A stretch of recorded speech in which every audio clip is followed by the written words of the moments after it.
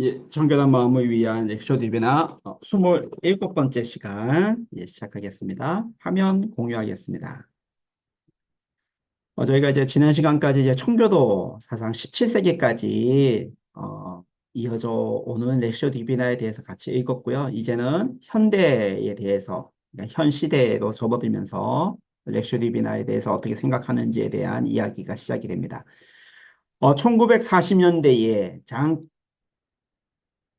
르클레르크에서부터 엔조 비앙키, 토마스 키팅, 바실 페니턴, 그 마이크 케이시 등에 이르기까지 수도자 출신의 학자들이 내놓은 렉시오 디비나 연구는 약간의 차이는 존재하지만 공통적으로 고대와 중세 전통 있는 독서와 묵상의 통합적 관점을 지지한다.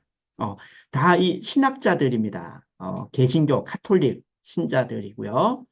학자들인데 이들이 얘기했던 렉시오 디비나는 청교도 사상, 백스터 목사님이 두 축을 묶었던 것처럼 그 전통을 그대로 이어져 왔다입니다. 이들은 하나님의 말씀에 대한 해석, 신학, 영성이 어울려져 조화를 이루었던 고대의 훌륭한 유산, 또 말씀의 영적 의미에 대한 총체적이고 조화로운 중세 접근 방법, 이게 스콜라 철학, 그 성경을 머리가 아닌 마음으로 읽고 되새김으로써 말씀과 삶이 분리되지 않았던 수도원 전통에 의지하고 있다. 예, 이게 핵심입니다. 두 가지 전통을 묶어가지고 1940년대 이후 오늘까지 그 전통을 계속 유지하고 있다입니다. 결국 마음으로 읽는 것, 그리고 결국 말씀과 삶이 분리되지 않는 것. 즉, 말씀이 내가 묵상하고 내가 읽은 말씀이 내가 되는 겁니다. 나인 겁니다. 렉시오 디비나입니다.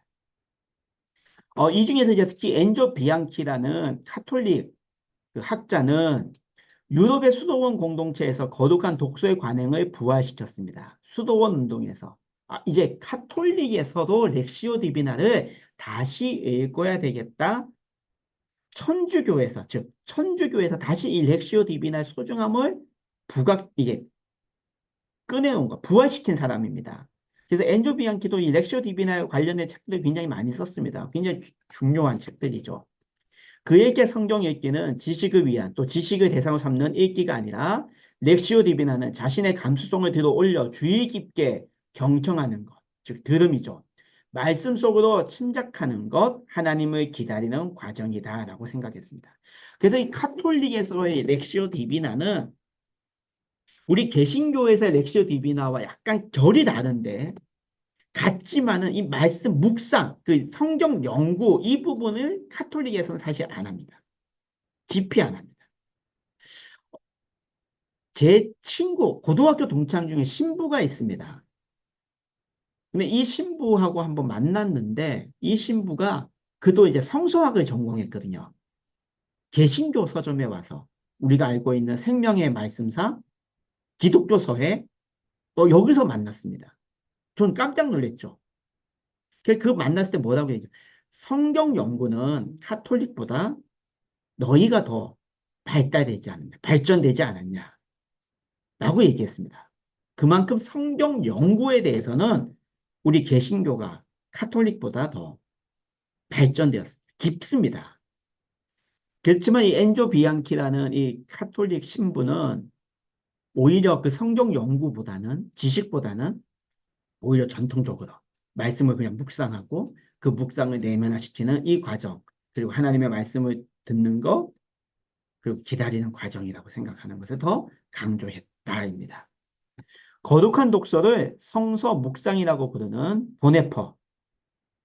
이 보네퍼는 마음을 모아 성서를 읽으라는 말씀에 순종하여 성서를 읽을 때에는 계속해서 읽기를 권했습니다. 마음으로 읽기를 권했습니다.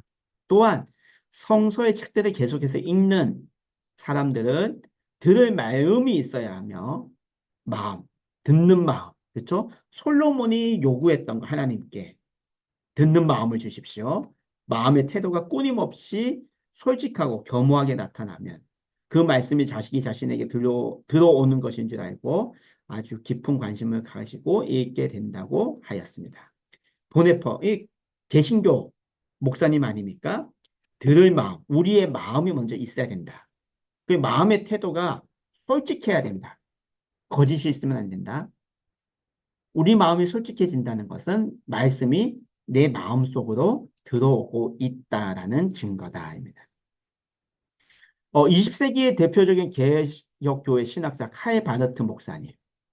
이분은 토마스 머튼에게 거룩한 독서의 중요성을 깨닫게 하는데 큰 도움을 주었습니다. 토마스 머튼은 이 카톨릭 신자지만, 카톨릭 신부지만, 개신교의 카이 바너트와 많은 교류와 소통을 하면서 깨달음을 서로 주고받았습니다.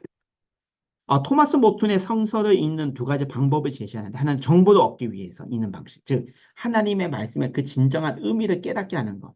정말 하나님의 말씀이 이 말씀으로 하나님이 우리에게 무엇을 말씀해 주시려고 하시는 것일까를 정확하게 알고자 하는 그 정보를 얻는 방식. 또 하나는 우리 자신을 새롭게 하기 위해서 읽는 방식.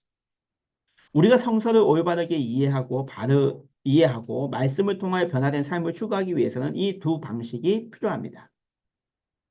살펴본 것과 같이 기독교 역사에서는 후자의 독서 방식, 즉 말씀을 통하여 그리스도를 만나고 그분과의 만남을 통하여 그리스도와의 우정을 깊게 하고 우리 존재의 변화를 추구하는 독서 방식이 나타나게 됩니다. 내 자신, 마음으로 말씀 읽는 것, 내 자신의 변화, 말씀으로 내가 변화되는 것, 말씀을 읽으면서 하나님을 만나는 것, 말씀을 읽으면서 그리스도와 더 친밀해지는 것, 이 독서 방식 더 강조됩니다. 바르트는 이러한 변화의 출발선, 그럼 이러한 변화를 어디서 누구에 의해서, 나에 의해서 출발되느냐? 아니다. 하나님의 말 건네심, 하나님이 나에게 말씀해 주시는 것, 거기서 시작이 된다는 겁니다. 즉 성령의 조명입니다. 성령의 빛 아래에서 하나님이 빛을 비춰 주셔야 내가 말씀을 읽는 겁니다. 말씀 앞에 나아가게 되는 겁니다. 내 의지로 성경 말씀을 읽어야지가 아니라 하나님이 빛 비춰주심, 하나님의 말 건네심. 그래서 우리가 말씀을 묵상하는 겁니다. 그래서 우리가 말씀을 묵상하는 그 시간이 하나님이 나를 인도해 주신 명확한 시간, 눈으로 볼 수 있는 시간입니다. 굉장히 중요한 시간이다. 이는 변화를 수반하고 새로운 인간을 만들며 말씀의 효과를 나타나게 됩니다. 또한 하나님의 말씀이 들려주시는 방식은 성령에 의해서 우리는 듣게 됩니다. 성령님이 듣게 해주는 겁니다. 그래서 우리가 말씀을 묵상할 때에 제일 먼저 준비 기도가 합니다. 하나님 말씀을 통해서 깨닫게 해주십시오.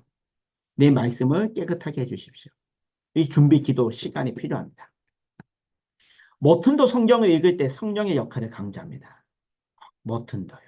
카톨릭 신부이지만 성령의 역할을 강조합니다. 어떻게 성경 묵상을 통해 예수 그리스도 안에서 예수를 통해서 하나님과 접촉할 수 있는가라는 이 질문.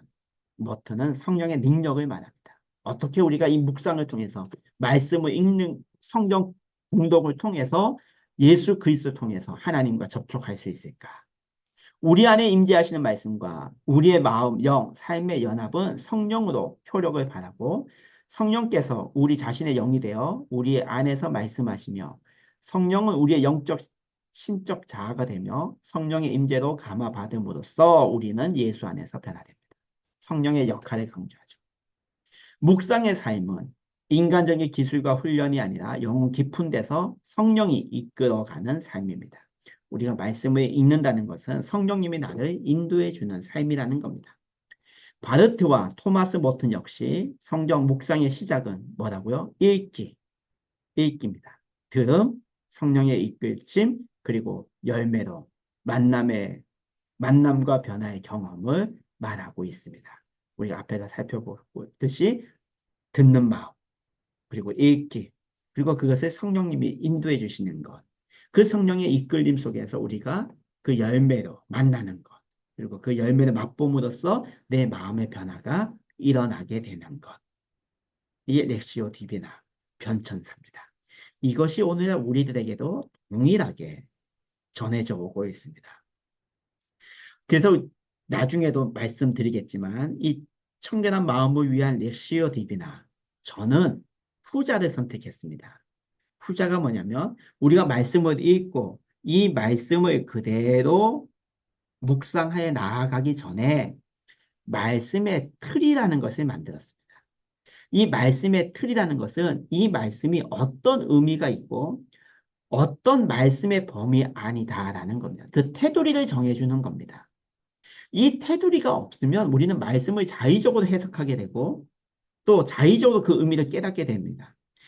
한국 기독교 역사에서 이 자의적 의미의 해석은 굉장히 많이 삐뚤어져 나갑니다. 그걸 방지하기 위해 우리가 말씀을 묵상하였지만 이 말씀이 어떤 말씀이다라는 그 범위를, 테두리를 정해 주었습니다. 그리고 그 정해준 범위 안에서 내가 말씀을 읽고 이해하고 그 이해를 통해서 하나님과 질문하며 대화하며 기도하는 방법. 저는 이것을 택했습니다.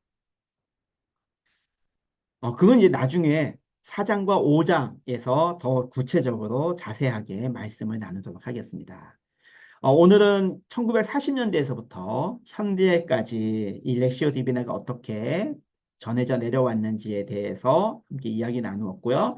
다음 시간에는 그럼 이제 구체적으로 렉시오 디비나 이렇게 있는데 어떻게 읽어야 될지에 대한 이야기로 다음 시간 진행하도록 하겠습니다. 무더운 날씨입니다. 뭐 아직도 더위가 가시지 않은 날씨이지만 건강 잘 지키시고 또 긴 시간, 또 귀한 시간, 또 함께 또 우리 청결한 마음을 위한 렉셔 딥이나 함께 읽어주셔서 감사합니다. 다음 시간에 뵙겠습니다. 감사합니다.